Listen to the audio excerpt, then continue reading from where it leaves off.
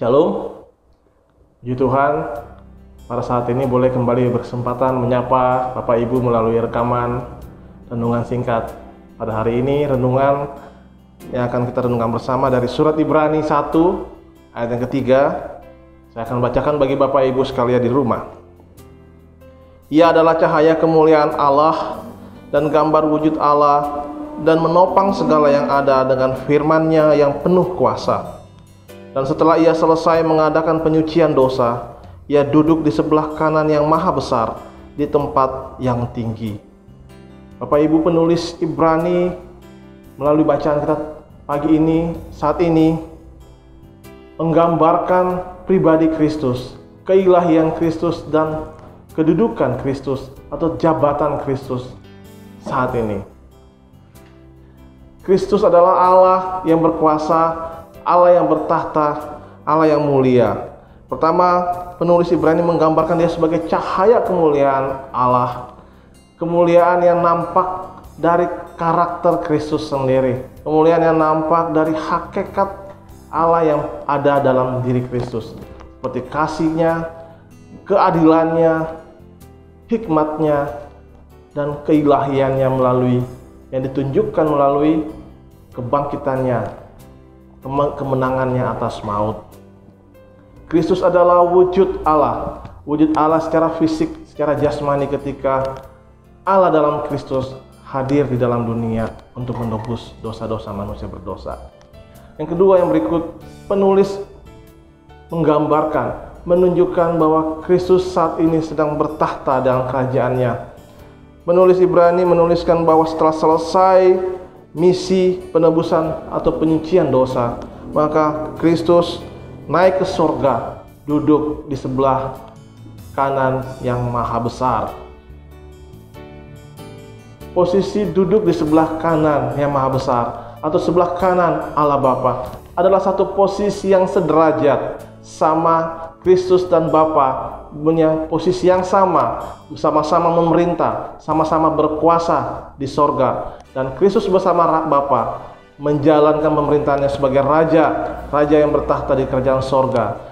Dan segala kuasa telah diserahkan pada Kristus baik di bumi maupun di sorga.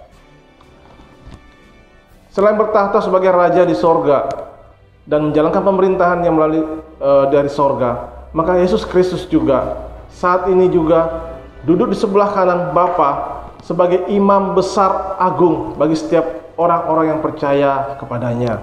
Seperti yang dikatakan yang tertulis dalam Ibrani 8 ayat yang pertama. Inti segala yang kita bicarakan itu ialah kita mempunyai imam besar yang demikian, yang duduk di sebelah kanan tahta yang maha besar.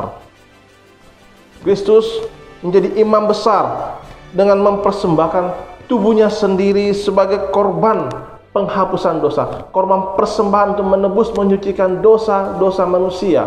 Dan korban penghapusan dosa ini adalah korban yang harum, yang berkenan, dan yang sempurna di hadapan Allah. Oleh karena itu korban pengampunan atau penghapusan dosa oleh Kristus hanya dilakukan satu kali untuk selama-lamanya dan bagi setiap orang yang percaya kepadanya.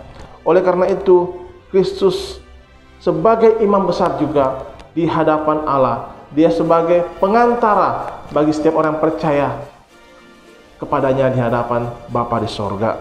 Seperti di dalam Injil Yohanes ayat yang ke-17, ketika dalam dunia ini Yesus masih berdoa bagi murid-muridnya dan bagi setiap orang yang percaya kepadanya melalui pemberitaan murid-murid Yesus atau rasul-rasul setelah itu. Maka saat ini pun sebagai imam besar, sebagai pengantara antara manusia dan Allah, Yesus Kristus melayani manusia dengan tetap bersyafaat bagi kita.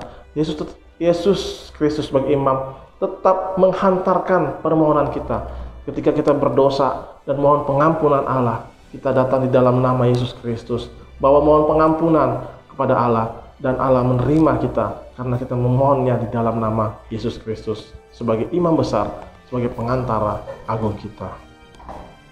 Bapak Ibu sekalian, ini adalah satu kekuatan dan penghiburan bagi setiap kita, bagi orang-orang yang percaya kepadanya, kepada Yesus Kristus, bahwa iman kita bukanlah iman yang sia-sia, Karena Kristus adalah Allah yang berkuasa dan saat ini sedang bertata di sorga sebagai Raja, yang menjalankan pemerintahannya, yang mengendalikan dan mengontrol segala sesuatu dan segala ciptaan, semua yang terjadi dalam kontrol dan kendalinya.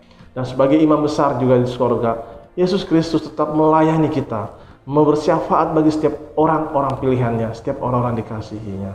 Untuk itu, melalui kesempatan ini, saya tetap mengajak kita, melalui firman Tuhan yang kita pelajari saat ini, untuk tetap berdoa dan berserah kepadanya, kepada Allah Bapa di dalam nama Yesus Kristus. Karena dialah telah ditetapkan sebagai imam besar kita, karena dia telah menebus kita, dalam mempersembahkan dirinya sebagai korban persembahan di hadapan Allah. Untuk itu mari saat ini saya mengajak kita tetap datang kepada Tuhan di dalam nama Yesus. Kita berdoa, kita menyerahkan setiap pergumulan kita. Saya akan berdoa bagi Bapak Ibu sekalian saat ini. Mari kita berdoa bersama. Bapa dalam surga, kami bersyukur, terima kasih ya Tuhan, bahwa saat ini firman-Mu boleh berbicara kepada kami.